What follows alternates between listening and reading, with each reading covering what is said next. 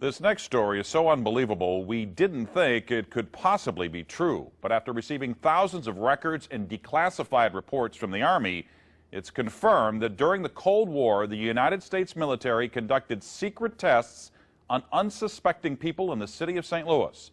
A local sociologist will make her findings public tomorrow, but she spoke first to the I-Team's Lisa Ziegman.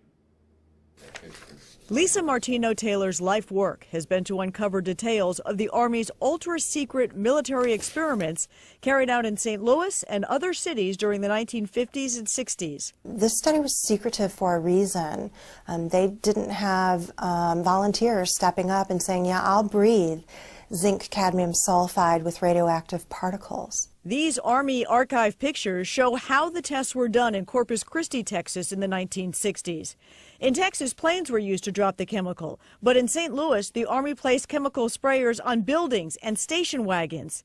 City officials were kept in the dark about the tests.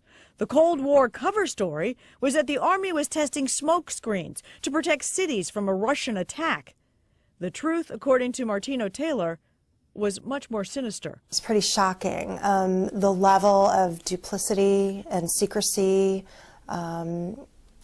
clearly they went to great lengths to deceive people. By making hundreds of Freedom of Information Act requests, she uncovered once classified documents that confirmed the spraying of zinc cadmium sulfide.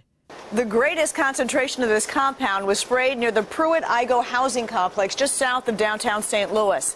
It was home to 10,000 low-income people, and an estimated 70% were under the age of 12.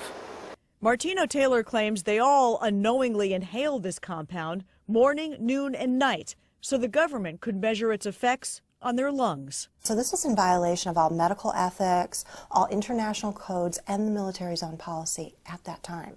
In 1994, then Congressman Richard Gephardt asked the Army to open its records and explain the St. Louis testing. We want to make very sure that nothing went on that would harm anyone and that all the facts are out on the table. Documents released in the 90s show the Army placed sprayers on this former Knights of Columbus building on Lindell and in Forest Park. The Army always insisted the chemical compound was safe. Martino-Taylor believes documents prove otherwise. There's a lot of evidence that indicates that people in St. Louis, in the city, particularly in minority communities, were subjected to military tests that was connected to a larger radiological weapons development and testing project. For the first time, she links the St. Louis testing to a company called U.S. Radium, a company notorious for lawsuits involving radioactive contamination of its workers. United States Radium had this reputation where they had been found legally liable decades prior for producing a radioactive powdered paint that killed many young women who painted fluorescent watch dials.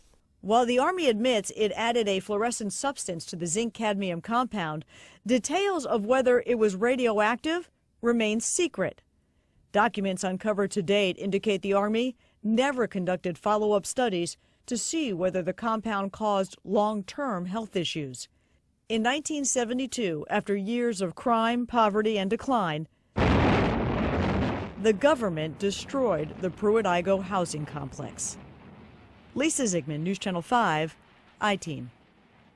Now, the company U.S. Radium no longer exists. Martino-Taylor has placed all of her research, including the declassified documents, online, and will link you to that data at ksdk.com. Now, she will make all of her findings public tomorrow at St. Louis Community College Merrimack campus. In the meantime, if you remember the spraying, the I-Team's Lisa Ziegman would like to hear from you. You can email her at lziegman@ksdk.com.